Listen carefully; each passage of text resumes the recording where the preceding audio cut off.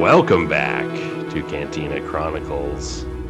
We're outside Damask Holdings, enjoying a few beverages, and we are glad you could join us this week for another episode. We're excited about this one. This is long awaited. We are discussing Darth Plagueis by James Luceno. I know this. Do you want to take the lead here? You've been pushing for this episode in recent weeks, and your fervor to discuss Plagueis has just been so exciting to me. I know, and I just don't know where people are at with this book and this character, and it's like I know where you're at, and it's very exciting, and I'm just pumped to do this today. Yeah, I know. I've been talking about it all week. I can't even explain. I mean, and this is a little bit outside our purview. We usually do canon stuff, but I think I was like, I know this kind of could inform a lot of early stuff, a lot of new stuff, a lot of next stuff. So I was super excited about it. I was thinking maybe, we also have in just a couple days the beginning of Bad Batch, the final season. I was wondering if we wanted to just talk about that first. Let's not leave that off the table. We'll definitely get there. Let's talk that first. And then, what's your Bad Batch thoughts? Because once I get going on Plagueis, you're not going to be able to stop me. And for weeks, I have stuff that I want to talk about for weeks.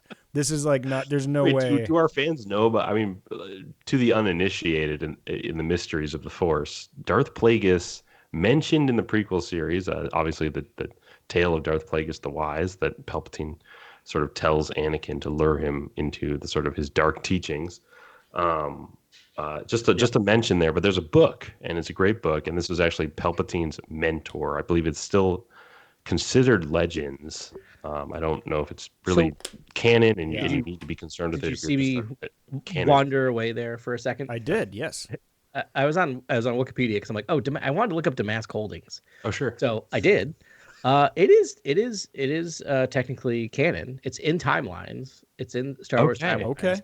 And we can talk about it when we get to it, but there's some stuff here that is pretty runs true for what happens in Plagueis. Yeah. So they might be starting to recanonize some of the stuff. So okay. Well, some of it's being recanonized. We're in the process of it. Mm-hmm. But anyways, this is just a great story about sort of a Dark Lord of the Sith that was sort of conspiring behind the scenes even before Palpatine. And it's very exciting stuff. But anyways, Bad Batch. Let's start with Bad Batch. There. Let's get into the Bad Batch. You get me so excited. Yeah, so we Wednesday, we're going to get a 3-episode premiere, and we're going to get the beginning of the last season there. So took a little look back. We were going to kind of do sort of a review, but I kind of just can't. It kind of hurts my soul. The last season ended very tragically with the loss of one of the members and one of the core members, maybe the kindest, maybe the best of the bunch, really. I think so. And the season really pumped Tech's tires. I remember the whole time. There was one thing. So I did take a little glance back, and it got me thinking. I think I'm finally on board with you guys that they're gonna say that Omega can use the Force. Oh, interesting. Okay. I'm finally all the way on board. Come around? I finally come around. I think I have. This, usually I'm like you guys. Because I'm less sure now. But go ahead. Wait, you mean reading Plagueis didn't spur these thoughts? Maybe. Actually, because there is a little tangential thing. The right, sort of... There is. Yeah, I mean, it just sounds like... It sounds like more people are going to be getting the Force, and they're going to be playing with the Force, and this is going to be happening. I mean, Sabine obviously got the Force and the other thing. Yep. But I just think I don't know, this time looking at it, she's clearly super special, and not genetically enhanced special, special. She has a good spirit. She's lovely. She's so capable. Just the first scene in the first episode, you're like, that is Jedi stuff right there. She is it has an elite sense or an innate sense of just the right thing to do all the time. And I just actually think her, I think they're going there with, clearly the Empire has been trying to clone people with the Force. And sooner or later they've got to break through. And I think this might have been the ace up the sleeve for the Kaminoans that they sort of dropped in the earlier seasons. Right. It just makes sense it just makes sense that that's going to go there. And then I have another comment after that, but what say y'all? So the question I keep asking myself is why Omega in terms of we know why Boba Fett was Boba Fett, right? Like we get a very clear. I asked for one unaltered copy, right? So the Kaminoans had to have a reason to create Omega, and why would the cloners care about creating? Okay, there's two things. It's a Either different price bracket. Oh, yeah. You could now make an army of Jedi. That's like no, but costs a little bit but more this time no, Grant, around. It's no, stop, purely stop. capitalistic. You're ahead of where I'm getting at. So let me finish. Yeah. So a couple of questions there. Like, well, one, like if you're not doing the Force thing, which is here's my reasoning for how I got to the Force thing, because why are they doing this? One, they don't care about creating an unaltered clone. They know how to do that. They did that with Boba. So there's no reason for them to create another unaltered clone. They're cloners. They want to do something new. Yeah. Is it to create a female version? That should be the easiest thing cloners could do. Right. To mess with a chromosome, that's like the easiest thing. There's no skill involved in that. So why? And I think the only reasonable explanation is they need to create, as you were saying, Ben, clone or force sensitive clones, because that keeps them alive in the eyes of the Empire, right? Yeah. Like it makes so much sense. Otherwise, if this ends, we don't get an answer. I'm going to be really like, well, why? Why did we create Omega? I love the character, but like, it makes no sense in continuity why you would create this character. Yeah, they need to say something to make it sort of like, well, all right, well, what else could she really be? Like, why else is she so special that you're waiting 3 seasons to reveal it? Right. Right. And anyone's, as obsessed with bioengineering as the Kaminoans are, that's the kind of ultimate goal, right? Is to create a clone that can also use the Force. That's almost this ultimate weapon, right? That just shows the science, the apex of the science itself. And I feel like that's cool in terms of storytelling. Yeah. It's just a cool thing. And it's like, oh, Omega's like this really cool, like special ops sort of like DARPA clone, essentially. Yeah. Right. Yeah. Yeah, definitely. I think that it'd be super fun. And then my brain went somewhere else because it's, there's this ongoing thing. It's like my 4 dads, like not only are they great fighters, but they just like have this sense like we have to take care of her. She is a child, and like we have to take care of her, which is really heartwarming. I mean, that's one of the reasons why I didn't just like straight watch this whole thing. It's like, I mean, it really tugs at my heartstrings, and it's very powerful. It's very emotional.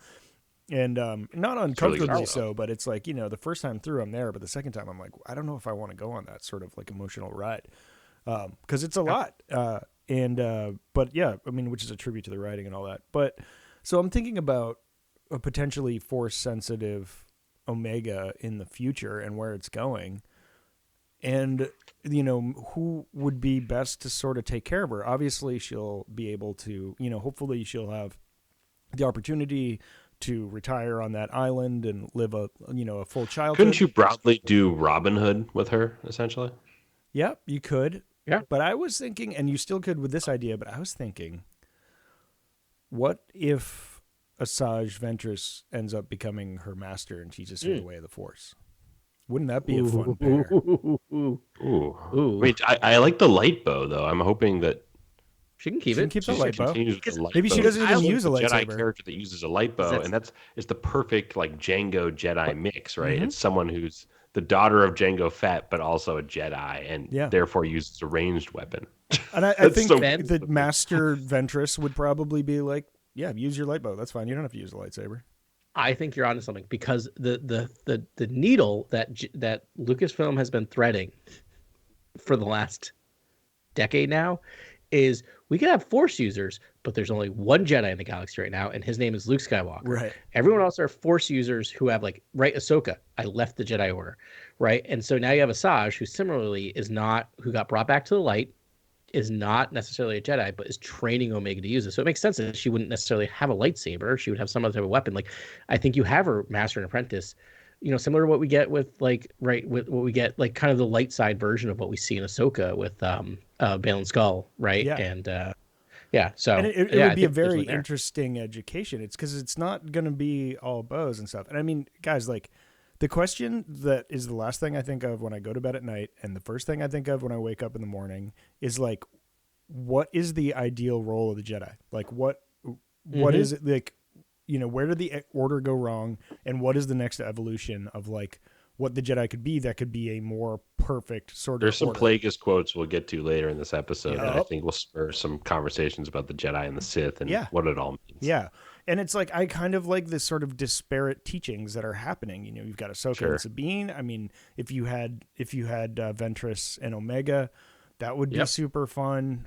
You've got Yep. Grogu Figuring and it out. and Yep. you know and Din Djarin, which is like not Mhm. really that tutelage, but like Clan Jaren. Yeah, I'm very excited Yeah. for the future too. of those But- two.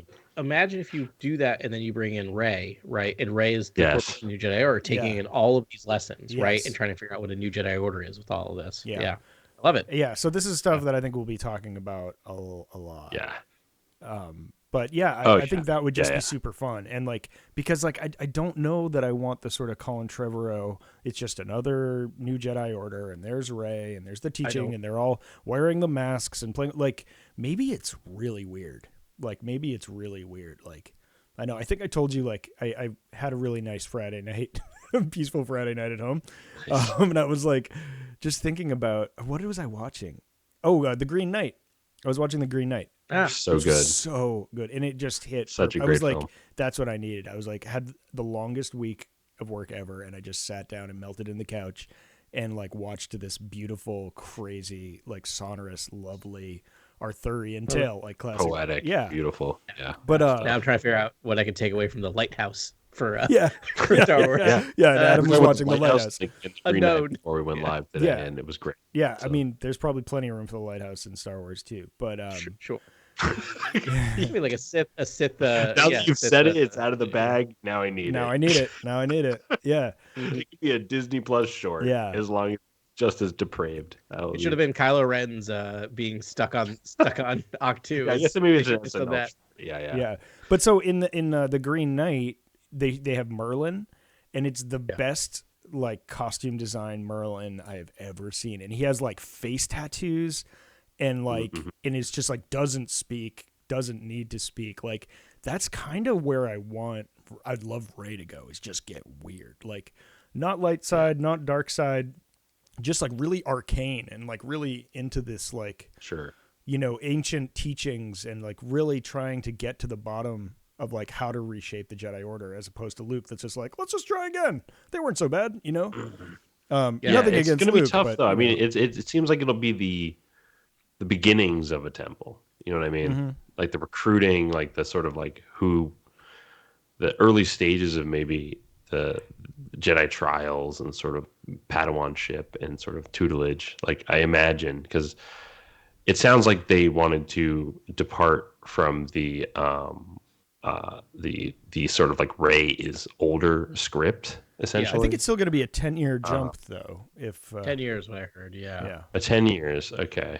So now Well, she's yeah, I imagine there's still like just 30. you're still finding Yeah. people, and then at the same yeah, time, of course you are. Yeah, I think what Finn's about still we, finding we talk about allowing Jedi to feel emotion and sort of find kinship with each other as sort of maybe a new practice that they didn't do before with Rey's temple. But I don't think we really talk about age and when she's going to recruit people and how, like, you know, she'll find Jedi at what age. Anyone, you know, like Yeah. anywhere. So People We- older than her that are force sensitive Yeah. that never really yes. Yeah. I mean, had a chance to learn how to use it are going to be able to go there and enroll. And I hope so. I mean, that's very much what, again, not that EU is what we need to do again, but like old EU was Luke's Jedi Temple, right? That was Luke's Jedi Order, was anyone who's force sensitive come here. And by the way, they could have attachments. We were texting, or the guys were texting, and I was busy because life. And they're like, "What do you want in a like things that you must see in a new Jedi Order film? I really want to see." And my thing, I was gonna text, and I just didn't get a chance because I was driving. Was just like, I just want to hear the word attachment and some like. Yeah, I just right. want to hear the word attachment. it Just feels give like me a the word attachment. lingering question that Yeah. George set up. Essentially, he was just like, Yeah. "Well, what was wrong? What did they do wrong here? It's because they definitely felt these attachments, yet they, denied themselves of such That relationships." goes so well. Yeah. Yeah, that goes so well in every religion. When you repress, everything goes great. Repression is the Right. key exactly. to happiness. Exactly. Yeah. Well, I mean, Don't that spread parlays that. well. People will think it's real information. Yeah. No, yeah. But part of me wonders if like it could just be you could kind of get both of what you're asking for, not asking for, but both of what you're thinking about, because it could be if this is 10 years later, it could just be, hard cut to Rey's been out in the galaxy doing her vision quest and is now back and ready to start. It might just be the formation of the new Jedi Order is what we might get in this movie, right? Where she has come back weird, Yeah. Right. and sure. like ready to start gathering pupils, Yeah. right? So, Well, who knows? so Yeah. I have this weird headcanon because I watched Star Wars Summer Vacation Lego show. Nice. Right. I forgot And how it that was happened. centered, I think Yeah. that's the one that centers around Finn, and he's all by himself. But Yeah. he's like getting ready to do his next thing, where I think he says like Rey is out searching for more Jedi knowledge and like raiding temples and doing all that fun stuff. And he's about to go. His job is recruitment. He's going to be the one that goes and finds Force sensitive people and brings them into the school. So in my headcanon, it's like they're 10 years in. The school been a will be batch. established, and Yeah. Rey will be. I'm just hoping Rey's weirder, like or Rey's somewhere down the path towards figuring out what her philosophy is going to be for all these students and all these Jedi in the galaxy. And then we can go from there, and you can do more recruitments. Like I assume it's perpetual and all that. You're saying Finn's the recruiter? Yes, that was what was stated in I Lego would Star love if Wars. Finn is wielding a sort of like vibro sword or lightsaber and blaster. Oh, yeah. Is Yeah. force sensitive Oh, yeah. and is so attuned to the force that he basically can find people who are force sensitive. Like he's like, oh, they have it. Like that makes sense to me. That's an organic sort of evolution. Oh, how character. cool! I mean, Finn could be the coolest Jedi ever. They just did need to do it. Yeah. And I hope everyone will come to their senses and Boyega's free and they can do it. So. Well, I like that it's so secret. It's so buried at this point. Everyone talks about it as the Rey film, and I'm very excited about the Rey film. And but Yeah. I mean, if you bring back John Boyega, people are going to be so happy, so pleased with that. Yeah. So, anyways, but this is all a good sort of segue in there because we were talking about George Lucas and sort of all the interesting things Lucas put out there in the prequels. That's what James Luceno had to deal with when he wrote Plagueis. Yeah.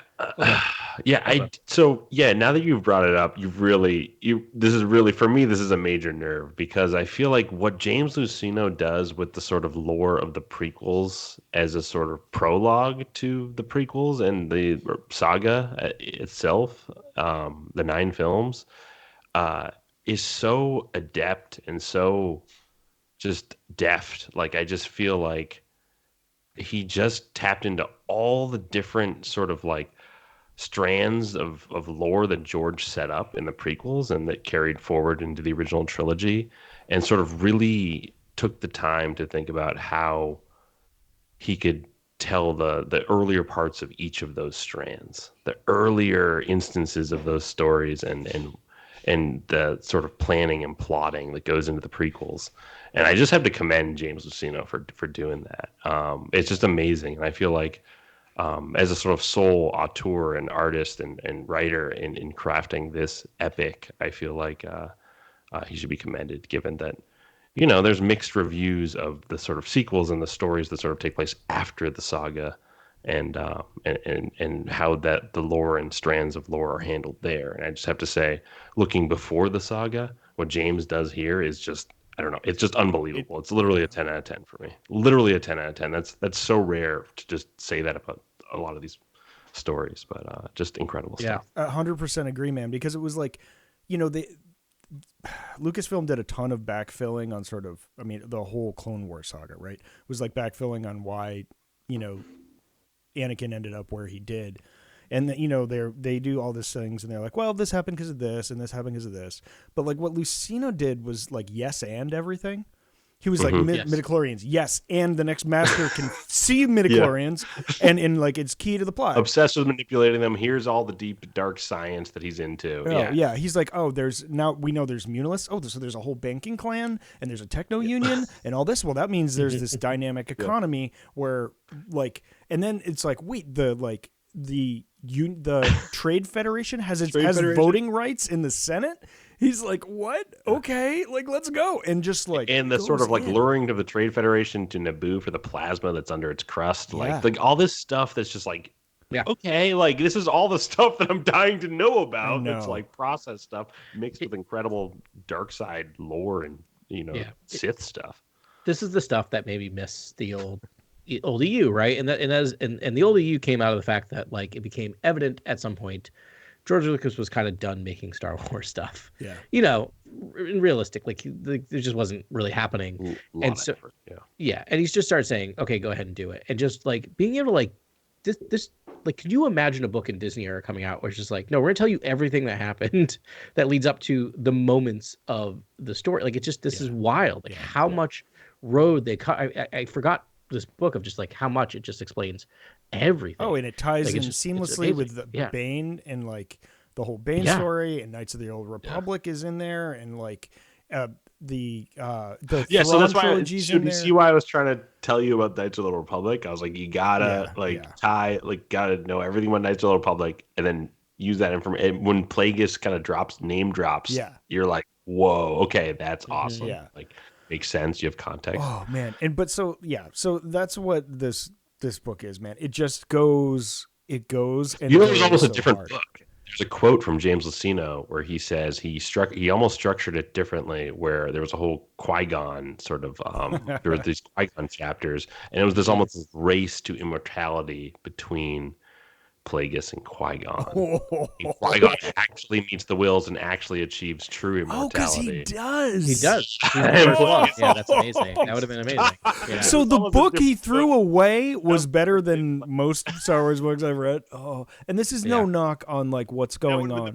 No, Yeah, no, like the new books are wonderfully written, but they're very in rails. Like the rails are set up very clearly, which is like not a problem to the authors, because like I like the batch of authors we have currently are like superstars, and the books are like that. I think that's the thing is it's like for these books to be enjoyable, you have to have amazing authors, right? Because they got to tell compelling character stories, because that's all you can do right now is compelling characters, and they do such a good job. But like, because the thing about this book is like, it is a sweeping epic, right? That takes over long periods of time. You're just jumping it's like 50 decades. years.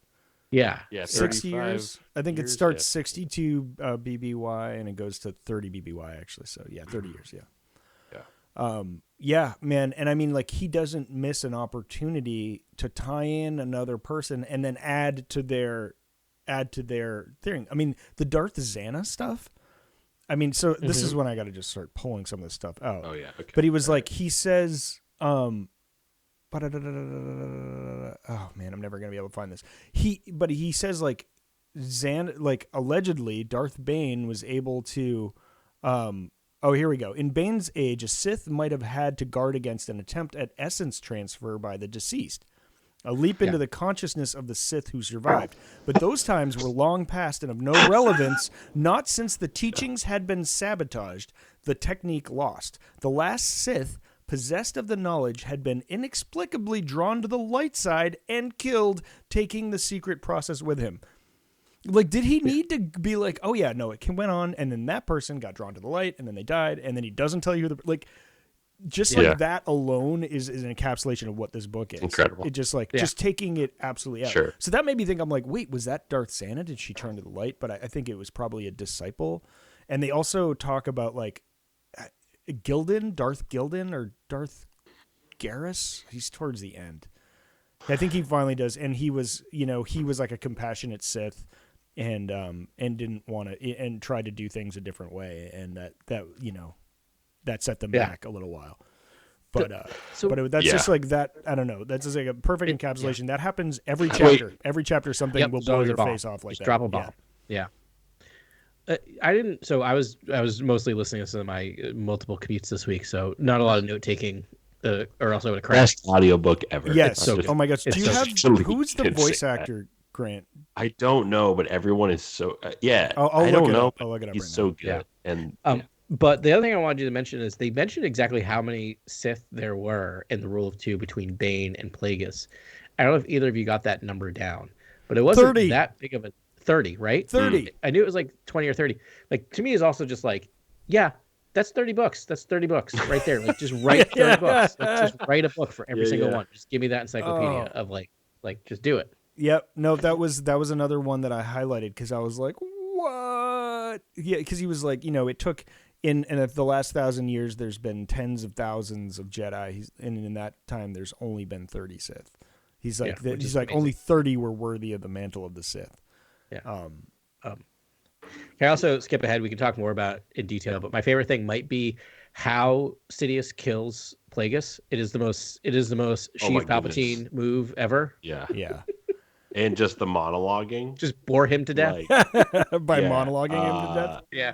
Wait, so I mean, that's really just skipping to the end. I think we'll get there, but Yeah, we'll get I there. mean, we We're should not start with the talking death of Tenebrous because you know what? the Tenebrous Can we stuff is start with the end? Can we start with like the Okay. end because that connects to the prequels and fans, okay. are going to be more concerned with that than anything else. Oh, but I'm more concerned with the beginning stuff. We're We'll going to get there. We're going to get there. I think we really just so the death of Plagueis, Palpatine sort of talks about how he go to Mask is sort of the perfect fall guy for getting Padme to be queen of Naboo and assassinations and things like that, and that Plagueis essentially is the fall guy for the clones and Sifo Dyas and all that stuff. Like it's basically like Plagueis works out to be this perfect piece for Palpatine. Yeah. At the very end. And But it's brilliant. to It's Plagueis- absolutely brilliant. yeah, According to Sidious, Yeah. as Sidious is wont to do, I had it all Planned planned out. from the Right. start. From And the I beginning. love at the beginning of him just Incredible going, that he lands. He sticks the landing. Yeah. Like it's perfect. I think there is some evidence to this that he did actually have it planned out. he had machinations. Yeah, he had I mean, many pies. Because as a reader, but again, you don't know.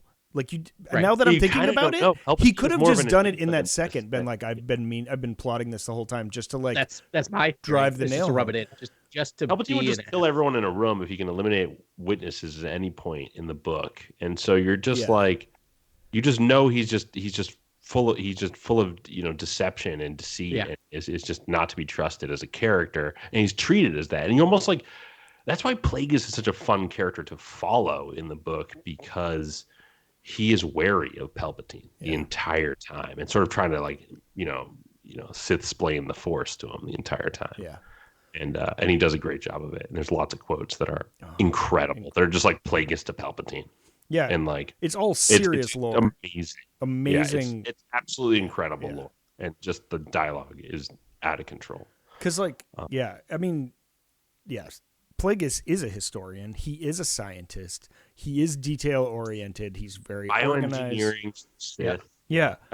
Basically finds the book starts with him taking out his master and sort of like that whole prologue of his relationship with his master, and his experimenting with his master before he dies, and sort of like then finding his master's like secret apprentice and experimenting on that character. Oh yeah, that was dark. And like experimenting with basically like midichlorians and trying to achieve immortality, and that's basically who Plagueis is as a character. He's a dark sort of scientist Sith, with deep pockets and has a lot of political control already, and sort of takes advantage of the disenfranchised in the Outer Rim. It's sort of there's a lot going on, and it's astounding. Like there's so much in this book. Yeah, one of my favorite lines is just 5 words long.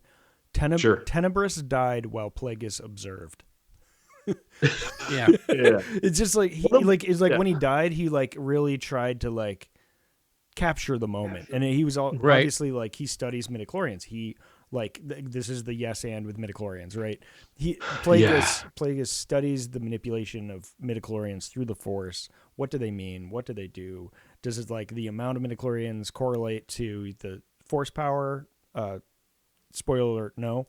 And then he was able to encourage the midichlorians to like help repair his body.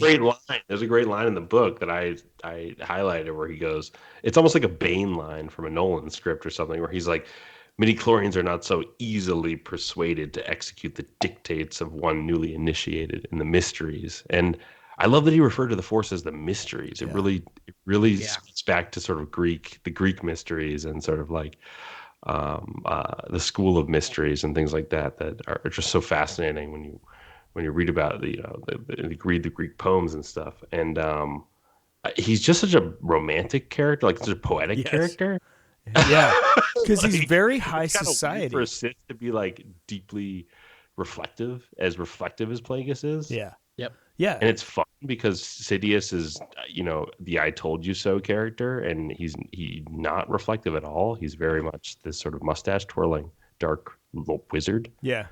So it's Plagueis is a nice breath of fresh air. Yeah, he's in a terms of spoiled brat. being a deep thinker. He's a spoiled Yes. brat. Yeah. Yeah, like, I mean, in that moment where he was like, so they get drunk together. First of all, it's crazy that Plagueis was still alive when Sidious was elected chancellor, because that means like he was running around in the middle of at the beginning of Phantom Menace. There's literally there's literally an explanation for why he wasn't there. Yes. Like, did you catch that? Where it was just like, and this is why. Yeah. Right. He wasn't at the Senate. Where I'm like, oh, that's some interesting. Well, he gets chopped up by those Maladian assassins. We should probably mention that. Yeah. And he kind of goes on what is convalescence, kind of like a respirator type. Yeah. He has a kind of respirator device, and so there's sort of this Vader imagery with Plagueis that's really fun. If Vader drank his alcohol through his nose. Oh my gosh, so gross. Yeah, let's just stop for a second and talk about that most Sith we've ever seen. He just consumes things. Every scene with Plagueis is kind of weird too. There's a weird energy there where you're like, I'm hanging out with a gray alien, no big deal. But it's like with a head shaped like a book.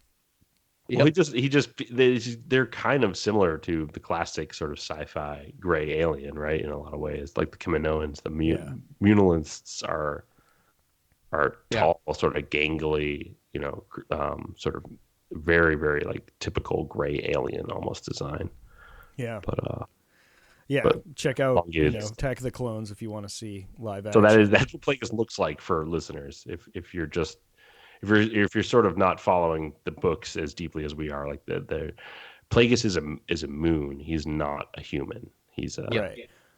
So the banking clan. Watch Attack of the Clones. The banking clan sitting around the table with the separatists. That's the species. Squish heads. Yeah, squished heads. Kind of flat. So you imagine that every fortunate. Scene. Yeah, with a respirator. Like he's a little taller than everyone too, I imagine. Yeah. And his master, Darth Tenebris, is a Bith. Yes. You don't know what a Bith is? That's the musicians at the cantina. Tenebris has great quotes in this book too. I didn't bring any of them to the conversation, but they're great quotes. He's also a fun. I mean, just Luceno writing like Sith, like master quotes is just like above, like just one of the best things ever. It's amazing.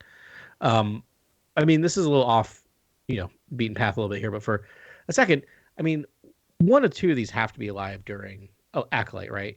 Like, come on. I think Tenebris could be. I think Tenebris. If I don't get a Sith Bith. Yeah, and because I think, his other Padawan, his like backup Padawan was a Bith also, but I forget who they said Tenebris's master was. They might not have. I believe it was a Twi'lek character. It was a Twi'lek. Yes, you're right. It is. So it's so in canon currently. Shoot, I just had it. Is Xana is Darth Tenebris's master is? Oh no, it's not on here actually. Never mind. Yeah, I don't think it's Darth Xana because Darth Xana is like 600 years before that or something. That's the previous one. Not even like before Darth Tenebris. Is Darth Xana is the only one named? So there's no one named. Is that right? I don't know. Well, there's a bunch in here. Clunky, like shocking. There's like it's like Darth Gildan or Darth Jarrus or something, and then sorry, that's obviously not canon Jarrus, but there's he mentions a bunch in between, but and clearly that she passed it on. But I mean, I don't even know if Tenebris is canon. Probably not. It's in there. It is canon. Okay, it's not canon that but it is not canon that he's a Bith, but it is canon that he's there.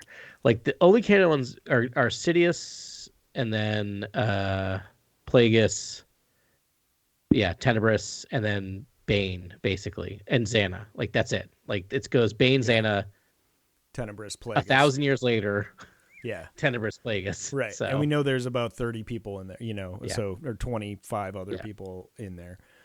And there's a ton of other names. We just don't know where they fall in that lineage. I want to know. I love that, Adam. You're like $30. Give it to me. Go. Yeah, just $30. Come on. You get 5 authors who are real good. Yeah, that's 6 books each. That's nothing. Yeah. They can finish that before the decade's out. It'll be great. Yeah. All right. Yeah, no, they should. They really. I just need a Sith lineage sort of, at least a sort of like timelines book or something, like something at Yeah. some point. Yeah. Let's just figure out where the Sith have been. I feel like it's a fun thing to explore. Um, what about the Yinkori? I knew you'd love I the thought that Yinkari. was like one of the coolest things from this book. I was like, oh, like Tenebris and Plagueis sort of like thought the Yinkori could be like the answer to Right. feeding the Jedi, this sort of species that's immune to the Force. Yeah. And I was like, that's cool. Like, it was so interesting that like you hear about the different sort of grand plans of the Sith to take out the Jedi Order in this book, Yeah. and it's not just like one dimensional. It's not just one method.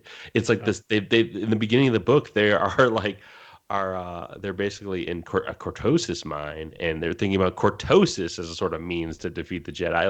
Like the Sith are constantly plotting Yep. What about methods this? to defeat Maybe the Sith. this. Yeah. Yeah. Yeah. And just thinking And and the plotting and thinking and plotting and then lethal viruses to like destroy the Jedi. Like there's so much in this book that was about like what they could do to take out the Jedi, and I was like, this is so fun because it's not just single minded. Like here's one approach. It's here's different approaches. Here's we've been scheming for years. It was very interesting to get that inside look on the Sith plotting. yeah. Yeah. And I love how organic it was. Like they were sort of like, really in early stages with Tenebris was alive and still trying to figure things out. And he's a mathematician. Apparently Bith, like they're like mathematician and calculation. That sort of like, that was his thing. And that's a Bith thing as well. Didn't that you like the intelligence exuded from the writing like of Yes. characters? Yes. Like it Yes. was Totally. really well done. I thought like it was almost like Palpatine was intelligent, but almost not as intelligent in a different way from these characters. Like I felt like these characters were almost like you said, Ben, a little bit more arcane, like a little bit. They were a little bit more mystical, but at the same time, they were like number crunching scientists, and I was like, it was just different than Palpatine. You don't really get to see the arcane science, Yeah. mind of Palpatine. No, you don't. Real. He's kind of just a spoiled brat. And He's like, kind of like a bureaucrat, like a spoiled bureaucrat. right. And I think he did learn from Plagueis' sort of machinations and political maneuverings. And he was, Sidious already knew how to play the political game, but I don't think like the 4D chess that Plagueis was doing, I think he learned from him and just sort of piggybacked on and then carried Yeah, through. there's some piggybacking, and that's what's kind of cool Yeah. is you definitely sense that there's some piggybacking, and it's not like Palpatine had it all figured out. Right. It was like, oh, luckily I can just sort of take pieces of what they were plotting the entire time, and Yeah. that's what Plagueis did too. I mean, like the Tenebris, obviously they build off of each other, the Sith. Yep. Right, but that's the Just thing. take Like, everything that the previous Sith had going.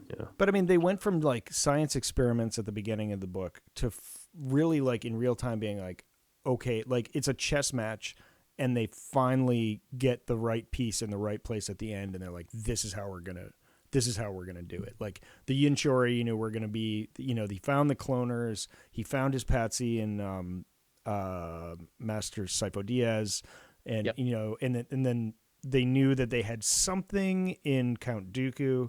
The Dooku stuff was fantastic too. It's great at the end of the book. Yeah, and it's they so like good. had all these pieces in place, and they had certain people in their pockets, and they just were like, okay, if we just go here, here, here, and then it's like Yeah. done. And they, and they figured it out, and they have a great line. This is what unfortunately I'm just learning now. But the fascist handbook, there's like only one fascist handbook, like playbook. And this was the line from the book. It said, through us, the powers of chaos are harnessed and exploited. Dark times don't simply emerge, Sidious. Enlightened beings, guiding intelligences, manipulate events to bring about a storm that will deliver power into the hands of an elite group willing to make the hard choices the Republic fears to make. Beings may elect their leaders, but the Force has elected us. It's like, Very cool. and I'm like, Yeah, oh yeah, so- that's it. so It's like many you create massive- chaos, you make everyone hate everything about. They're like, I don't know what's Yep. going on, but I know something's wrong. And then you bring a strong voice to be like, I will lead us to order, and Exactly. Yep. and And through gods or divine right or Right. whatever have you. Yeah. Yep. yeah, His Yep. relationship to the Force is absolutely fascinating. Plagueis is? Plagueis believes like he he basically can sort of achieve immortality, but he also is very wary of the Force striking back. I think he says Yes, verbatim, I loved like the this. Force could strike back, and that's why playing to obviously the Empire Strikes Back, and just the verbiage and stuff, and just how how beautiful that is just to play to that. And I love that about Plagueis. I Yeah. love that he sees that there's repercussions as well, but he also is like. He's also like the Sith who do sort of like make the Force a beast of burden, like must be worthy of it. Like they must be worthy of the Force to control it. And it's it almost the way he speaks about it. It's very rare that anyone's worthy of that. Yes. Like even that level of control, Because- and even he himself struggles. And obviously, the book showcases he struggles and cannot survive his injuries and cannot mend them to the degree he would like to.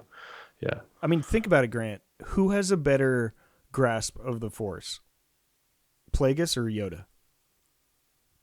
A better understanding of the Force? I think Yoda ultimately, because I think Yoda and Qui-Gon. You're not going to get him to say No, anything else. the Force is about thinking without and being selfless. The Force is actually about giving up. It's not about what Plagueis says. Yeah. 'Cause at one point, Plagueis says, to say the Force works in mysterious ways is to admit one's ignorance, for any mystery can be solved through application of knowledge and unrelenting effort.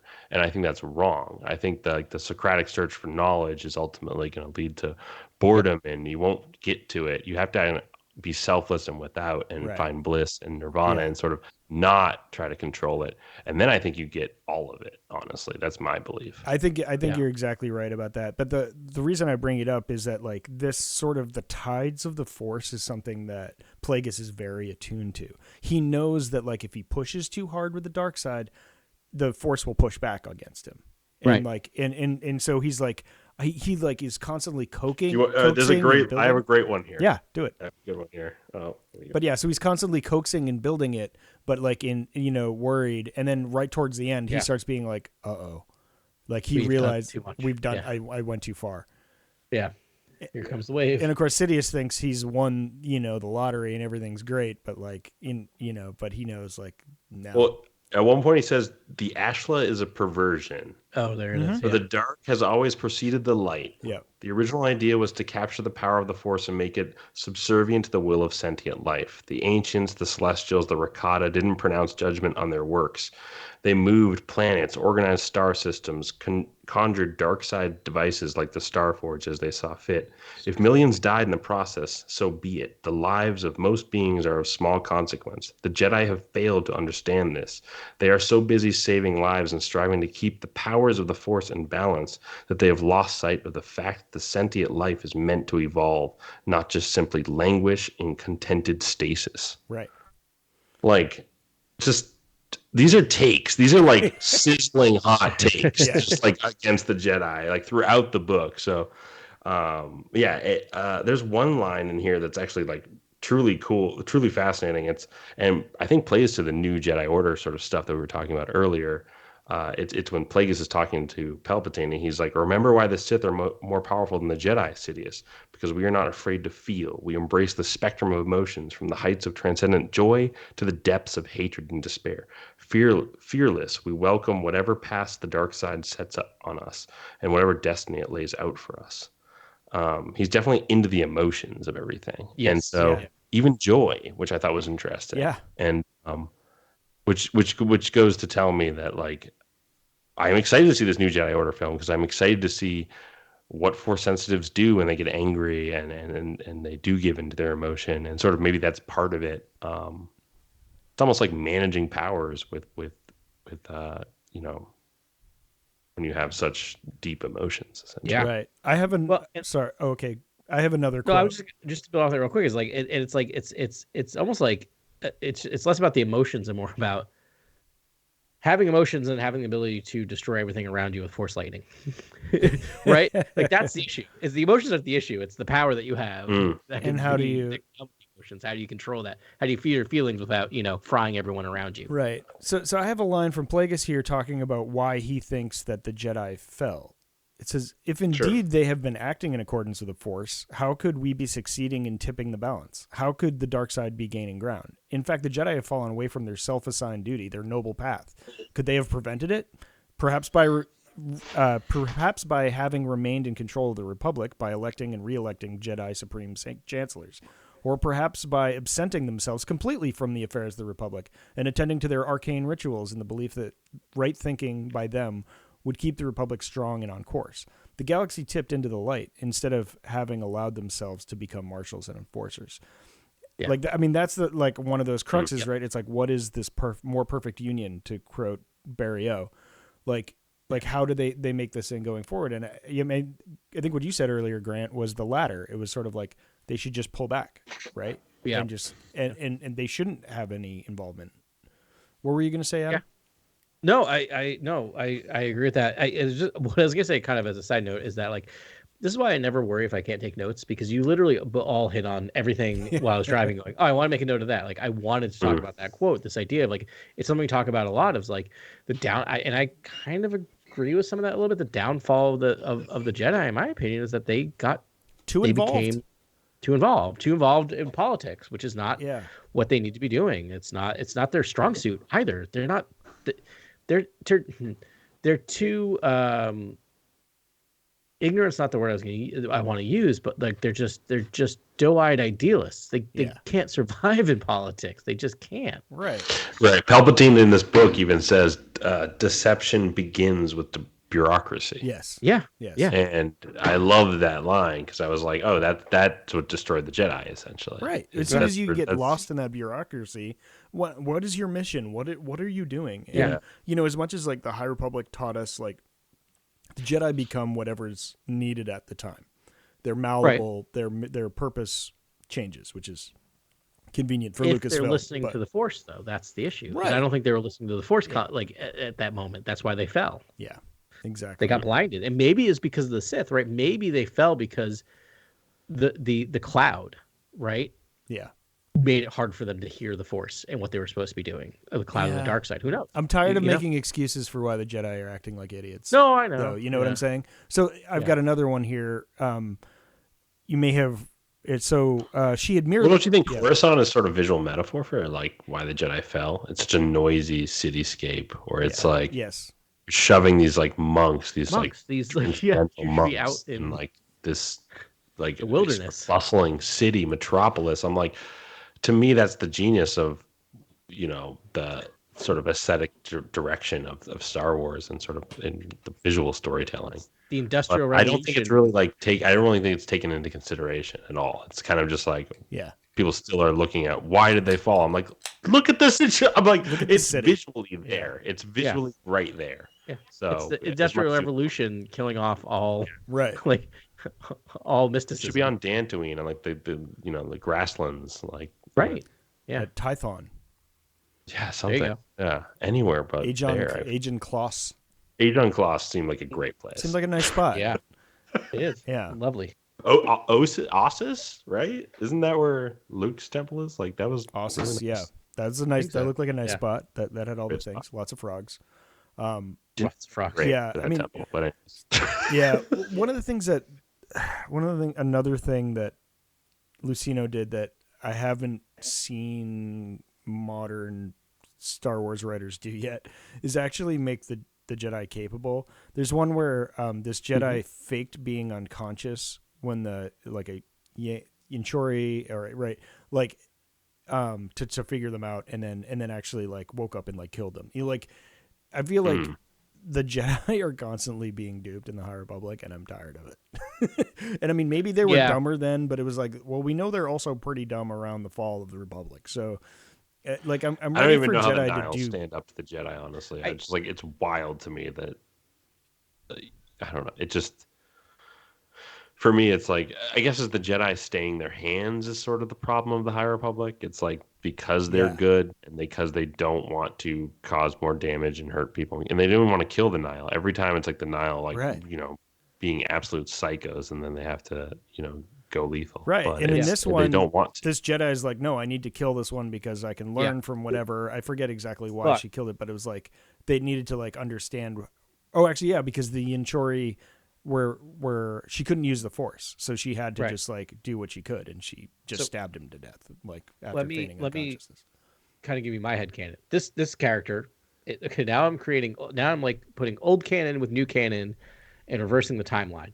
But theoretically, this is a Jedi who grew up hearing all about the Nihil and being learned about having to deal with these situations. Yeah. While I feel like in the High Republic, they're at the end of hundreds and hundreds of years of peace. Yeah. So they are just not ready for this, right? Because they have been living in basically just a wonderland for hundreds of years, for centuries, right? Where they haven't been challenged. And so they instantaneously fall back on their philosophical ideals, right? And I think what we're seeing is like what we're going to get, not to make this into a High Republic chat, we'll get to there when we read the next book, is I think what we're seeing is them waking up, right? Yeah. And realizing that we do have some warrior instincts in us that we need to use, Yeah. right? And I think that bleeds into why we see them so readily take up arms during the fall of the Republic and take on an army, because in their mind, if we had an army during the Nihil, that's wouldn't have happened, right? So it's like this is what I love about the connection with the High Republic, because I see the direct connection to also helping to explain why the Jedi fell during it. Not, anyway, that's just my whole thing. But No, I love that. Perfect. That's actually a beautiful sentiment. Yeah, I think that's true. I think that's actually just, there's something to the brown robes that we haven't unlocked yet. There's something to like the Jedi, Jedi sort of ethos shifts. Yeah, because they're humbled. I mean, they're humbled by that experience. Of what's happened in the High Republic, and I think that's where they're going to end up. It's like they're in these ostentatious, like elaborate robes in the High Republic, and then we know necessity made them use more utilitarian lightsabers, but I think they're going to be like, you know what, we need to get back to sort of a different way of thinking. I'm sure it's all going to get drawn in there, and I think, Adam, just to double tap on what you're saying, is like this will be the story of how the Jedi went from being these like, idealistic peacekeepers to, realizing they need to become warriors. To a Mace Windu, right? A Jedi character that has basically dabbled in the dark side, but to use it for the light, and sort of what that means. To me, that's the ultimate almost story. And I would just love to see that realized as a kind of young Mace Windu. Sort of Padawan Windu show. Like I should be amazing. I would just watch every episode and eagerly await each sort of release. I just love that idea. So I did a little digging. It's Daniel Davis is the voice actor for this, and I mean, so good. So there's sound design in this. There's just like this low frequency rumble the whole time that like Sith are around, which is the whole book. It's so cool. Yeah, it's so cool. But his voice acting, so his Darth Maul may be better than, was it Matt Lanter that did Darth Maul, or no, Sam Witwer. Sam Witwer. Like Sam Witwer did an amazing job, but like this guy's Darth Maul might have been better. Well, his is closer to original Darth Maul. I mean, his Sidious was as good as Ian McDermott. Like, it was insane. And of course, like if they ever did a like live action or a Plagueis again, like he would need, like his voice was just perfect for it. Like, it was very good. It's basically my Plagueis. That's my kind of headcanon Plagueis. Yeah. I mean, this is done, and this is done. I mean, his Maul was done pre-Solo, obviously, right? And so it was still like the only voice, I guess. Was it pre-Solo, post Clone Wars? So we did have some Sam Witwer, but we had Peter Serafinowicz as the voice in, who if you don't know who that is, if you've seen Shaun of the Dead, it's the dick roommate. I'm just using that out of the specific title given to the character in Shaun of the Dead. Also very funny. That's his official title. Official title. British comedian, but very deep. I mean, the way he wrote Maul, it's so tragic. It is like pure Sisyphusian. It really is. Tragedy. It adds to it. Yeah. You can see Sam Witwer kind of taking this into the character in a way that I think he built out. It is so weird to me that Plagueis was sitting there like just watching that conversation they were having in episode 1, right? Just on the balcony. So it is weird. Yeah. Yes. Yeah. He's around still at that point. Yeah, he's there. I mean, he's there through almost all of episode 1. He barely makes it. He was in the room behind them as they're having that like balcony talk, and 114D is there like capturing the audio. So this might be an appropriate time to do canon talk. Sure. Right? Cannon corner. Cannon corner, as I like to get I like pedantic. it. But I was listening to what you're saying, and then I fell down a Wikipedia hole. I'm very, very confused about canon. Again, Wikipedia is not 100% accurate, but it's fairly good. There's a lot here for Darth Plagueis that actually like confirms almost all of what happened in Darth Plagueis. I'm trying to figure out like Why that is. and what they keep citing. This is me like having to find footnotes. Like I literally like did Sure. control find the letter the number 8 because 8 kept coming up. 8 kept getting whatever, and 8 is Tarkin, which is the first canon novel, also by Luceno. Oh, So yeah. like Yeah, so much like He was pulling stuff in like it's fascinating, right? Because like for on his instance, way like out the door. trying to they talk about the fact that like while training Sidious, Plagueis taught him that 2 Sith were required for their perilous machinations. So if they work together in accordance with the rule of 2, with one of them serving as bait for the dark side of the Force, the other as a vessel, they could succeed in acquiring the ability to harness the full power of the dark side and rule immortality for 10,000 years. Like this is stuff that's now still considered canon. Like now I'm feeling like, do we have to read Tarkin for next week? I mean, we're not going to, but like There's mentions, right? It's like I would Damascus love to read Holdings is Tarkin mentioned again. in Tarkin or something. so you want to talk about Tarkin was a Damascus? great novel. Let's talk Yeah. Damascus Holdings. So Yeah. Damascus Holdings has Wait, Damascus Holdings? Or are you No, talking about Damask. Higo Damascus? Higo Damask. but Damask Damascus Holdings. But Damascus Holdings is what he owns, right? Yeah, because he's Higo Damask. That's Plagueis'. That's Plagueis' real quote unquote name. Yeah, But his real so he civilian has name. Damask Holdings, which only gets a mention in Plagueis in old canon. In new canon, this comes up in timelines. So they've actually recanonized Damask Holdings, which I think is fascinating. And they talk about the fact that that company, joint venture between the company and the Naboo people in the Mid-Rim to expand plasma refining. So that's canon. Sure. They also, canon, established a base on the volcanic and mineral-rich Outer Rim territories planet Mustafar. Mustafar. So, the Mustafar thing is owned by Damask Holdings. So, like, So the there's, like, mining facility that are is- there, you could is- extrapolate as sort of belonging to Yeah. Damask Holdings. Yeah. and this literally happened last year. So, or like this, I guess, last year timelines came out. So it's fascinating to me that they are slowly. There's something to that where like a previous Dark Lord sort of built a lot of Yeah. the infrastructure We got around Vomit, the story, right? and when you do zoom out and you tell the story that takes place before Palpatine, you sort of show that all the scaffolding and how it's being Yeah. raised. Yeah. I think it's really fun, and I think Plagueis is a great addition to sort of the prequels, and the prequels just it makes the prequels sing, and it just helps the Yeah. prequels a great way. Talk about Agreed. backfilling. Talk about Oh, but- backfilling. It's probably the best deal of backfilling we've gotten. It's Yeah. kind of the best prequel movie, like honestly, and it makes all the other movies better, like because of it. But, It's like, kind of like wait. inverted Andor too. It's like the conspiring these dark lords and this dark sort of end Yeah. goal that's like truly, Yeah. truly evil. But like it's them sort of sneaking around the systems at of the current galactic the state of galaxy. I think it's very cool. It's Yeah. really cool stuff. So the other thing, quick note is 114D apparently shows up in Tarkin as well. So we do get a little bit of 114D is now canon. okay. But the other thing I was going to say, the Plagueis developed a belief that the Force could strike back at him for his Yes. power that you mentioned, Ben. That is also says that's mentioned in Tarkin. So we'll have to read Tarkin and see if that's. I know. still I mean, I read that book when it came out simply because I right, saw Luceno's 2015. name. Whenever I see Yeah, I've got Luceno's name, I Target right was behind like, me. I could just snatch it up and Yeah, start but reading I- again. Yeah, that was it's in the there. first Yeah. book that came out that was canon for Lucasfilm, and I remember it being fantastic. The thing about Tarkin is he's actually he's the military mastermind sort of character, Yeah, and that sort of character just knows a lot about all types of cultures. It's just like Thrawn in a lot of ways, but Yeah. right. Very There's similar. there's so Very much cool stuff about Iradu, which is Yeah. actually Bad Batch has spent some time there. That Right. was all built by Luceno. He designed Iradu and the landscape there. it's such a and the great climate. planet Yeah. name, and it's just one of the best pieces of lore that Star Yeah. Wars has. Is It plays a prominent role in Phase 3 of the High Republic too. There Right. on Right. Eridu. Yeah, Yeah. it's Yeah, a Eridu's major all over the place. planet. planet. Yeah. Um, Imperial world, kind of an imperial hub Yeah. world. That Mhm. besides which is Coruscant. Yeah. Which is why it's a head scratcher to me that we haven't seen Luceno write a book since for canon. No.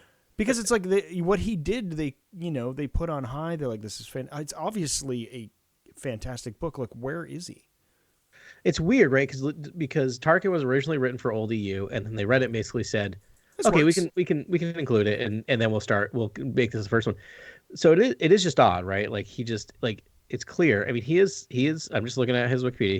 He's 76. I mean, that's not okay. That's not old, right? But he might just It's be not like, he might young be either. retired. I just don't know. He might have other things he wants to, like if the man just wants to retire and enjoy his life, that's fine. I didn't realize he was that old, but I mean, Wait. he could still write a book if he wanted to, But he wrote Catalyst. Yeah, he wrote Catalyst. Cal He wrote so the whole good and new filled giant. with so Catalyst? much detail about so many different, just Yeah. the special weapons division of the Empire and the different planets in which the Death Star was stationed while it was getting worked on, the mining of Dunium and all that stuff on different worlds to bring to the Death Star. Like that's so much lore. That's so much. So good at lore. He's so good at lore. So it seems like there's no official thing, but like Catalyst was the last thing, and then he wrote like a short story, Voices of the Empire, which probably was in Star Wars Insider, I'm guessing. Yeah. And that was in 2017, and then he was in the Complete Visual Dictionary, but I think that's just a credit for like probably they took his work. All right. What about a Plagueis like 5-part? Just He's to retired. see if he is even into it. Like I would. Oh my goodness! Like a Plagueis 5-part comic run, just like canonizing Plagueis. It would be This so book much has fun. made me really look at Legends in a different way, because in a way, when we think about the dark side and the Sith, they're like more mysterious and we don't know much about them. And so in that way, the fact that like this story is Legends makes a lot of sense. So It's like you're keying into something that I think is actually super beneficial for Lucasfilm, and I think they know this too, which is that, and I almost think it was the impetus for creating Legends in the first place, which is to make Plagueis, like to sort of make Plagueis a Legends novel and to say everything before Tarkin's Legends actually works to their benefit, because it's like all that stuff then instantly becomes murky, and you can't depend on it as being factual, information about the galaxy. But isn't that perfect for a character like Darth Plagueis? And therefore, making it Legends seems like almost the best approach going forwards, because then that history can be veiled in shadows, and who knows, right? And like that's actually better in a lot of ways. Yeah, I mean, if we, if I had a fairy godmother from Disney that was like, you can make one book canon, this would be the book, or if you could take one story from canon and bring it to the screen, this would be the book. But it's like nothing will be better than this book. Like you like even there will be. I mean, eventually dramatic, we'll have Sith Lords on the screen that will speak like Plagueis, and you'll get that eventually. Yeah, I mean ancillary stuff, but like not this story. Like nothing will be better than this story. Like you can't make a live action like 10-part series or 8-part series about Darth Plagueis, even if it was like using this as the basis for the script. I don't think it'd still be as good as this book. I think this is a series. so honestly, perfect. if you told me what this is, I would say this is a series. Yeah, it's like there's it's just a so series. much You going have on. to- I want to see it as a series. You need long meditative scenes of people talking in a room. Like you like literally give me a 45-minute episode of just Plagueis and like just a 1-act play in a bedroom. Like Swimming with Shark. It's Swimming with Sharks, but with the two of them. Like it's just Glenn Glagg and Ross, but like it's just that we could get. Like maybe there would be like one scene of like the training of Plagueis of Sidious. I almost think it could be anime. It could be like anime to like set it apart. It doesn't need to be like live act. It could just be its own standalone kind of adult. After they release Deadpool, after Disney sort of begins their foray into creating more of the 4 quadrant, sort of the 35 plus stuff, and they sort of integrate that into their libraries. I wouldn't be surprised if they do something with Star Wars that is in that vein. And I think you're right, Grant. an anime sort of like Plagueis Palpatine story would just be, you could really stylize all those scenes and just make it sing, and then it could also still be murky and still be Legends and still be sort of like what happened where, and Yep. You could still do the time jumps where you're with Plagueis at different points in time, and so it's not everything's defined. Like you could do a really fun thing. I think you're right. Not to get too far afield, but Yeah. when Deadpool like does gangbusters, because I'm guessing it will, Yeah. just because it's Deadpool. Like it's going to be a real interesting test for Disney to be like, our most popular Marvel film in like 5 years is a giant R-rated film. Oh, It's also like everything R-rated now. That's how Disney likes to though react. too. It's like optically, it's going to be great because it's going to make so much money. But they've also like cleared the schedule for it, and it's. I know that's also a product of the writers' strike, and I think everyone should be suffering with their content right now for how long they kept that going. And so, but it's fascinating. You deserve Marvel honestly. film coming out this year. At the same time, they have cleared there's sort of nothing around Deadpool. No. It's just going to be it's going to be like it's going to hit, and then also, it makes I guess they'll be brought to the shareholder meetings and they'll be like, "Look, it hit," but of course it's going to hit. There's nothing else around it, so it's like I don't know. I think it's just going to be a good story, and it's going to do. I wonder how hard I'm stoked about that movie. I wonder how hard they're. Oh yeah, me too. Because it's a crossover with Wolverine, and you got Hugh Jackman for like the last time. Yeah. Oh wait, Loki's in that too. No, I mean like it's built off of it's built off the mythology of the Loki series. Which the second I saw that, I'm like, all right, I'm in. You got me. The cast is like, I mean, that is the greatest cast of all time. Like, don't worry about it. Well, it's also like Deadpool's also like an expository character where he can just explain the TVA in less than less than 60 seconds, and you're basically with like done. 4 curse words. Yeah. Exactly. Yeah. And he can fit in a joke too, like to button it and explain everything. Can I bring us back into Star Wars? That's weird. Yes. I don't think I've ever done that. Thank you, Adam. You're welcome. Thank you for doing my job. Weird. That felt strange. I want to bring us back to Luceno because I was going down a Luceno hole of just like his career. I just want to talk about it because he's the man. So like he almost his entire writing career, apart from like he did so much Robotech novelizations. Oh, great. He started out just doing all these Robotech things, but it was under a false name. Jack McKinney. And then he did like a couple other random things, but then he just felt in 2000, right? Which is also just like he was already in his 50s, which I'm like, that's amazing. Like a 50-year-old man just like this is like I'm like there's time. You're telling me there's time. So he just started writing Star Wars, and I just want to like do a quick career retrospective for him because as someone who read the old EU, his first book was in the New Jedi Order, which is the Yuzong Vong War. So that is a crucible by fire, right? To have to do that. Right. He also was given. So he got those. Wait, now I have to read that book. No, Chaos. I'm going to go back and read all 3 What? of those I'm reading books. every Luceno after that. Yeah, I kind of we almost could do like a career retrospective. He did Agents of Chaos 1 and 2. So when I was reading these things, I was just like chunking them, right? I was just like going. And I look back, I'm like, oh, those are 2 good books. Like that's the thing is like he can take even something that's clunky, so much so that they gave him the final book in that 19-book series, The Unifying Force. Like he was the one that landed the plane, and actually did quite a good job. Like I remember, I'm like, these volumes are the war is very clunky. It is hit or miss, but it does land. It does land in a way that I'm like, that's good. But meanwhile, he was also writing Dark Maul Saboteur, which I remember that novella. I read that. It was good. Really good. Cloak of Deception, which you get in episode 2, Qui-Gon Jinn. Oh, wow. Tyrannus novel, which is super good. Then he wrote Labyrinth of Evil, which is a General Grievous. Yeah. General Grievous novel. And then he did and then he gets into like Star Wars or Dark Lord, The Rise of Darth Vader. So I read this. I definitely remember reading this. Yeah. Yeah, because it was a great companion piece to the Star Wars, the Return of the Revenge of the Sith novelization. Yep. It was like a trilogy, and I think a third one was written too, but I'm not sure. It was incredibly dark. I remember that. It was so good because it was like him in his suit for his first time, and like it was it's awesome. really good. Yeah. And then he wrote Star Wars Millennium Falcon, which is a super fun book.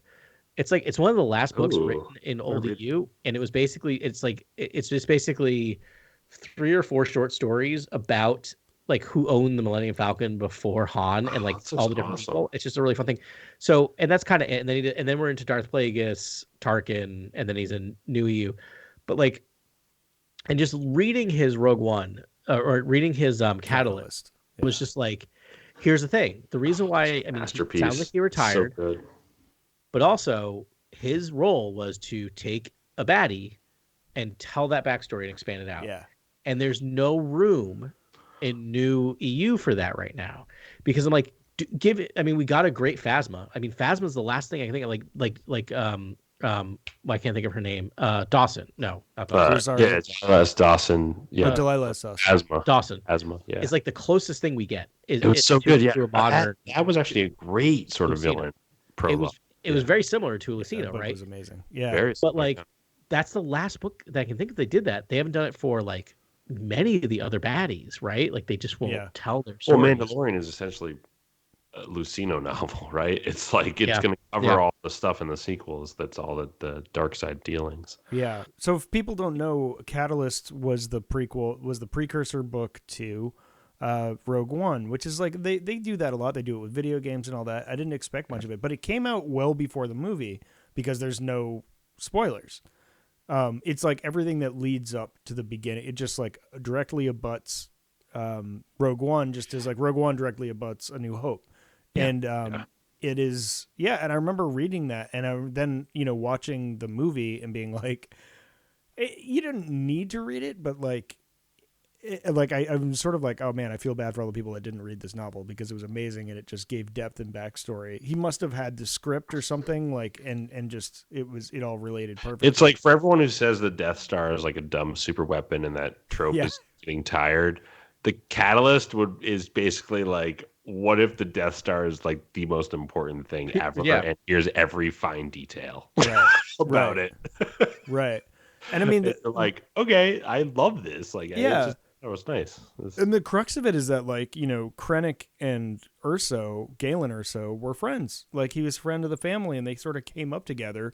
So good. In the thing, and so like Gilroy's already made reference to it, in the first season of Andor, and I have to think we're just gonna get more of it. But I mean, essentially, he established in that like Krennic and Erso knew each other. So, oh wait, yes, no. Andor? I'm sorry. So. I'm sorry. My brain slipped. I'm thinking of Rogue One, the actual movie. Well, Andor very end credits, the after credits scene in Andor, I think, is an allusion to sort of maybe dealings that are happening in Catalyst, because it's like what they are making in those prisons, those labor facilities. Yeah, you're right. That's probably the closest tie-in. The Death Star. But I'd love to see some more stuff there. I think at this point in Andor, Galen Erso's a farmer, and he's been out there for a while because he's been, that book ends and he sort of absconds out there. But there could be some stuff there. Anyways, scratch everything I said before this comment. Fair enough. No, in Andor, he's under the employ of the Empire again. Yeah. During that time period. Yes. Well, yeah. But Rebel Rising, also a fantastic book if we're on the, if we're talking Rogue One related novels. Could we see some Ben Mendelsohn next in Andor season 2? No. Because he specifically was asked about it, and he said, I was not asked to be on the show. That seems like a waste. But okay. But also, it could be lying. He could be lying. I think isn't it going to be like the birth of like the X-wing and like maybe that Galen Merrick character? It'll be the birth of the whole Yavin 4. Like that's like the whole like X-wing insurgency, right? Like the whole rebel, military. Yeah, we already know that. What's his name? Or Draven. Shouldn't Draven be in it? Like I don't know. Who's Draven? Draven? I don't know. He's an important dude. Okay. Anywho's on a side note, Grant. Riken, Draven, I don't know. Admiral Akbar, like where maybe some of these people might pop up. I don't know. Yeah. He also wrote a novelization for the Young Indiana Jones Chronicles. Oh, fun. Yeah. So I'm like, I may need to see. I bet it's beautifully written. I think everything he's crafted has been an absolute gem. So I think we should check these out. Amazon. Yeah, I think I did go on a run because grab Luceno books. Yeah, exactly. So definitely going to go back and read those books. So. Should we pick up some other odds and bits and bobs from this? Story? I covered all my notes. I closed my laptop. All right. I had a couple there. There was another character that it was a Jedi that was abandoned. That was like fighting off an insurgency. I think it was of the Yinchari, but I'm not sure. Her name is Komari Vosa. Yes, and that was another Padawan of Dooku's. Yeah. Okay. A female Padawan, and she's alive, and she's running that gang. It's called the Bosa something, and they sell death sticks. That's their big claim to fame. Right. Isn't there like a Bando Goro That's it, mention? Bando Goro. That's it. Yeah. A Bando Goro. Okay, yeah. There you go. The Bando Goro were like a thing, I feel like. And then I don't want to go down that rabbit hole, but I think they were a thing spread out across other ancillary Star Wars things. Like I think they were just like a faction, essentially. Yeah. That was like, I want to say in like maybe some of the video games. I don't know. But It sounds vaguely familiar. I feel like it was in like the Bounty Hunter video game or something. Probably because he like if don't Luceno know. was able to make a reference, he did.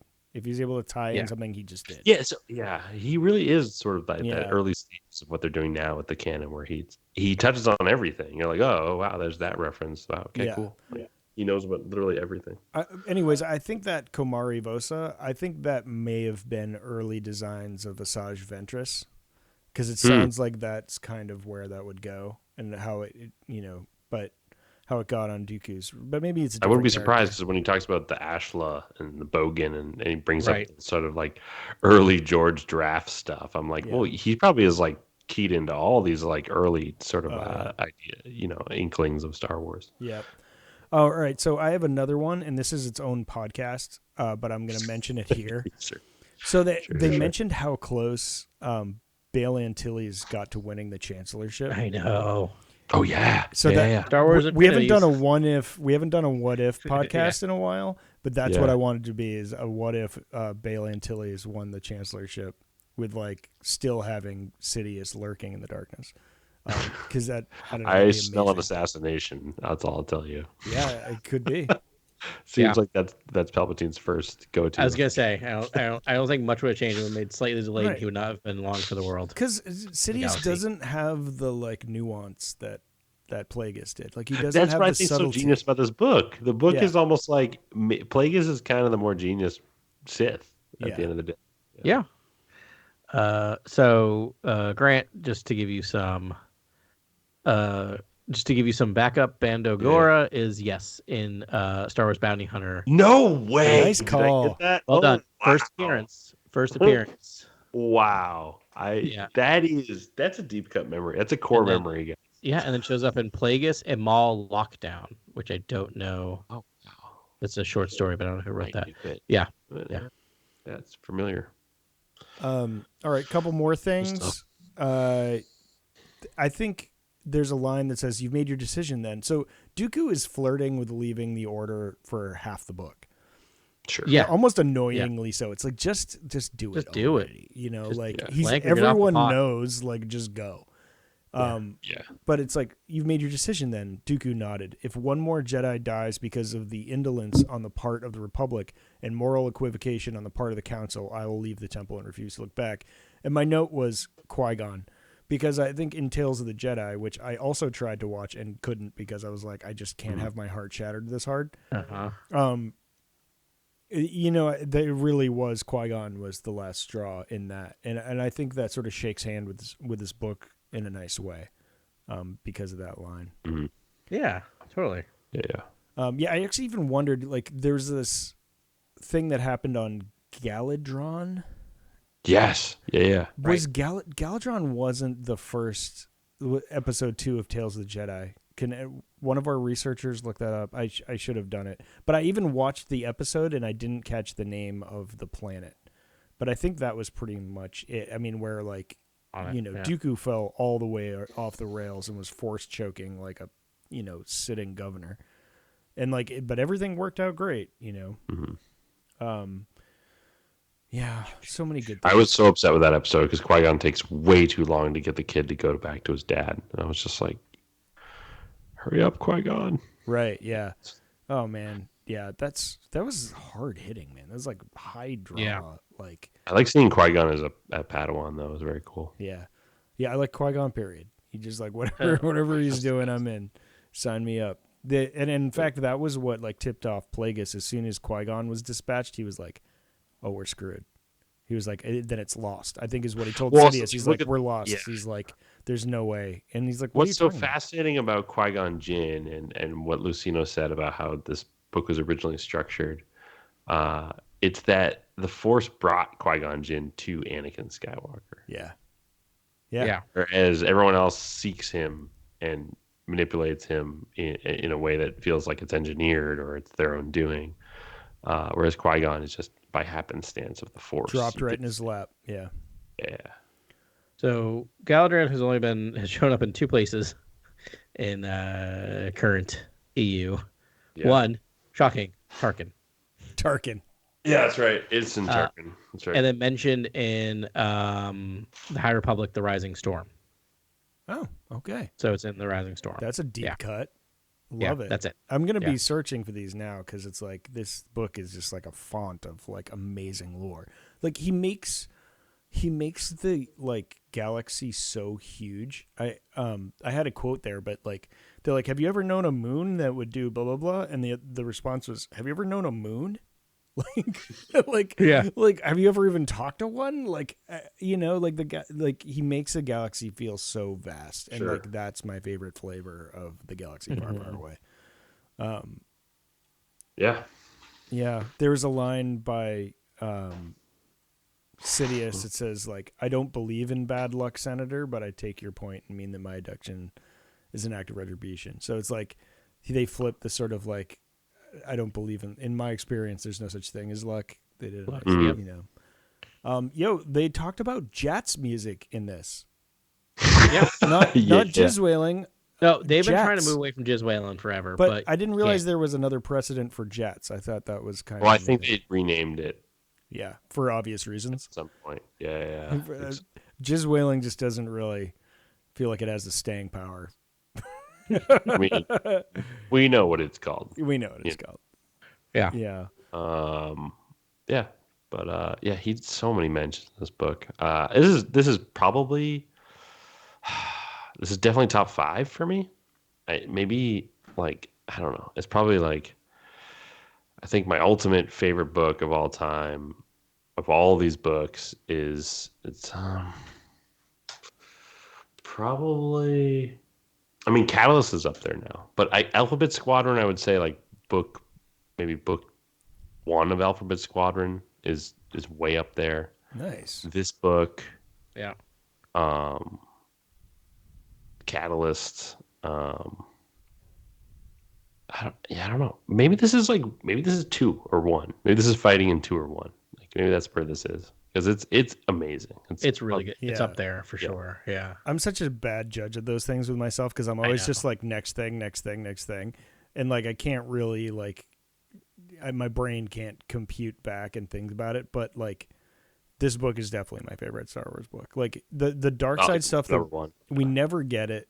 It's like we never get this like dark side persona. He's like Plagueis is like high society, and he's very smart and he's scientific. He's not mustache twirling. Like he's just like everything is quantified, and I just love that. In fact, there's even there's a line where he's talking to Sidious and he's just like, they look at us as these like evil demons lurking in caves. And he's like, ironically, like we have to become that. We will become that. We will be what they fear. He's like, we have to bring ourselves down to the level. We will become the monsters. But it's like for him, that's like going below his station to do that because he's like, yes, we're all these calculated things, but we're gonna, in order to win this war, we need to actually lower ourselves to just these, these ideas like Batman or whatever. Yeah. No, you great stuff. Embody what they fear. Right. Exactly. Yeah. Oh goodness. Yeah. And then I don't know. I had one other thing that I wanted to say for sure. And then, actually 2. Exactly 84 more. Yeah, I know. I haven't looked at the time. I'm sure it's like ridiculous. No, we're fine. I'm just laughing. Very good. One thing is that the galaxy that Luceno created was one where humans sort of lived near the core, and the further you got from the core, you got less and less humanoids, which they kind of do. Yeah. But like, I think that's kind of great, and I think there's a place for racism in the galaxy, and I mean that from like a story standpoint. Like where I think that's just kind of a cool way. Like they should talk about the dynamics of like proportions of humans as an entity and what is their role in the galaxy, and versus non-humans, and what do non-humans do better than humans, and like what I don't know. I just think it would make it a little more colorful. I agree. I mean, it is part of our history as humans. I can't speak of other planets, but our history of humans is in groups, out groups. We do it all the time. Mm-hmm. It's not to permit it or forgive it. It's just what it is sociologically. Hopefully, we'll move past it. But my thought is that like we clearly, if you think about it, and it's really just because of the ability of special effects. But I kind of love the fact that original trilogy, it's mostly humans with some aliens sprinkled in. Yeah. Right. And then we get to the prequels and it's just aliens galore. And like you need to tell that story of how we got from a world that was so diverse to we got to a world where it's almost just all humans. And then like you said, all the aliens are just out on Tatooine, like out in the desolate areas, right? The non-humans. Yeah. It just makes sense. I think that brings kind of order to the galaxy a little bit, for people to think like how to think about it. And I think it's okay to tell a story that a fascistist society got rid of all the aliens, right? Which is that is precedented. Let us not forget that what fascists do. Right. Yeah. He sets up the galaxy in very political ways, and I feel like it's to the benefit of Star Wars to explore these sorts of politics, just given that it's all about ruling and sort of what leadership looks like, and he has his own idea of leadership, and he tries to sort of vindicate himself constantly throughout the book, and you can't help but like sort of understand that he has a point of view and he has an ethos, but it's not right. Like he's not right, and I don't think he's right. I don't think that information is actually even to be believed, because I just don't know if he's entirely reliable, essentially. I think, again, we talk about the Jedi being so misled and so sort of lost in the sauce. But I think that they got it right, but it's just, it's just the noise that essentially causes their downfall. Yeah, that's a really funny thing, man, because I think you and I were both being like, do you want to join the Sith? And we were both like, yeah. Based off this book. Well, I mean, I was amped reading the book. Yeah. About the book, I was like getting amped for the podcast, because like Plagueis, whatever you say about the guy, I mean, he's got beliefs. He's got his beliefs, and they are powerful. But the dark side should be seductive. That's how he wrote it correctly. Is if you're seduced by the dark side. Yeah, totally. There was one where I think I wrote the thing. I had a note that just said "I'm in," and it came towards the end, and it was like some line, and I was just like, "Okay, I'm in. You're right. This is the way to go. Let's go. Yep. I'm totally sold." My feeble mind doing it, but just like I don't know.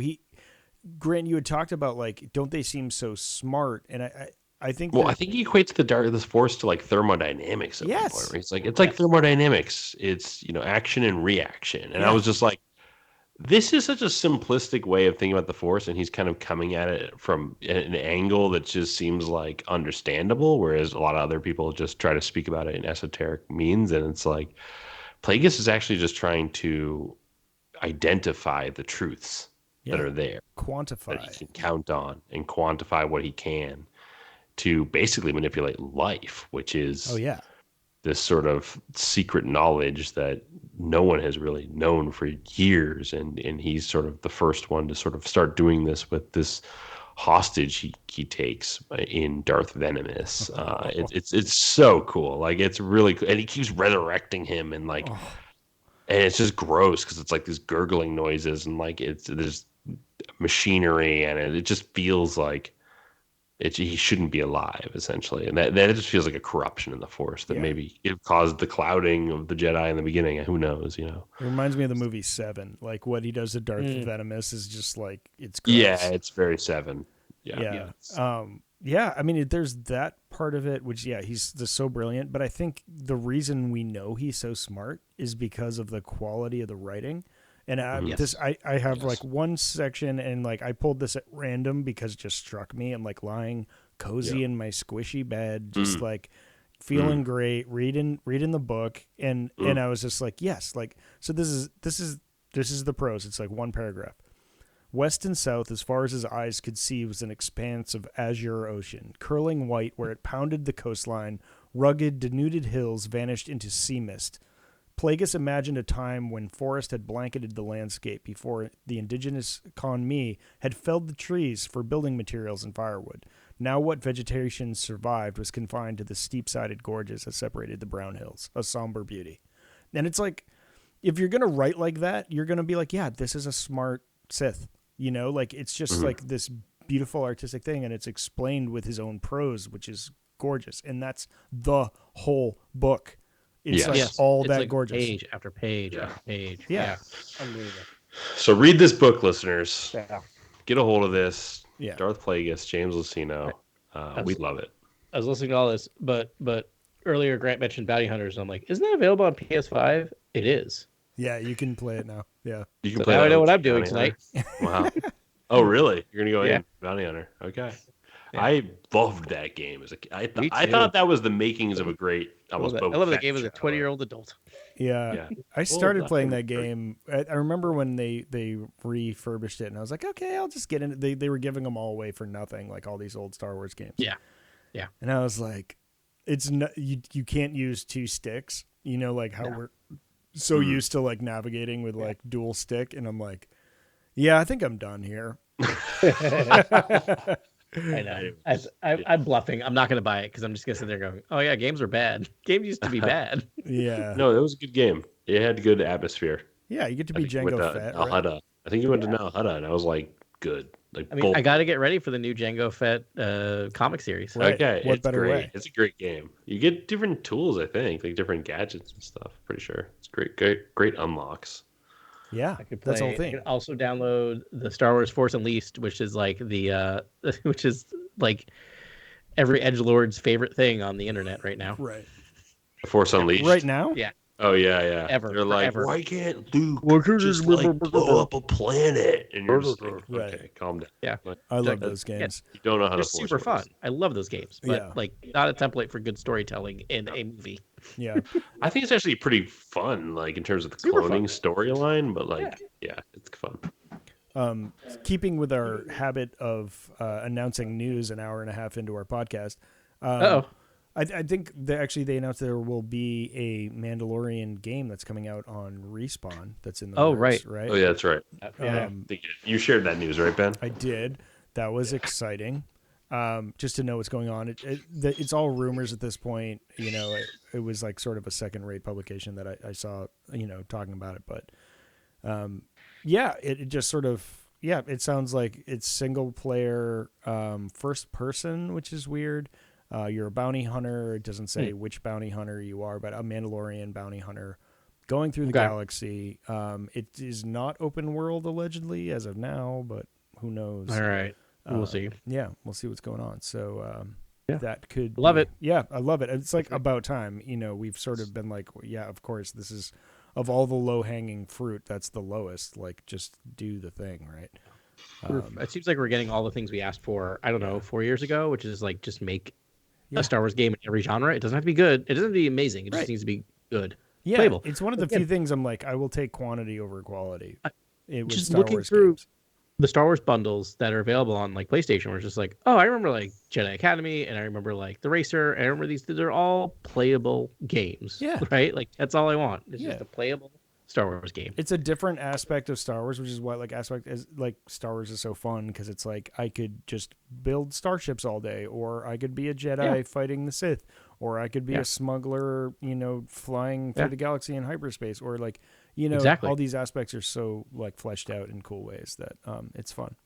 Well, I guess it's just me now, so I'm here. Okay. I'm here. I'm just saying. Speaking of building Star Wars, in case for our video. Well done. Got the N1 Starfighter. Wait, is that a model or is that Lego? That's Lego. Wow, it's beautiful. But I will say the thing about Lego is we were kind of talking online is if you look at it, you get all the greebleebs in Lego form, which I love. Like all these like little things.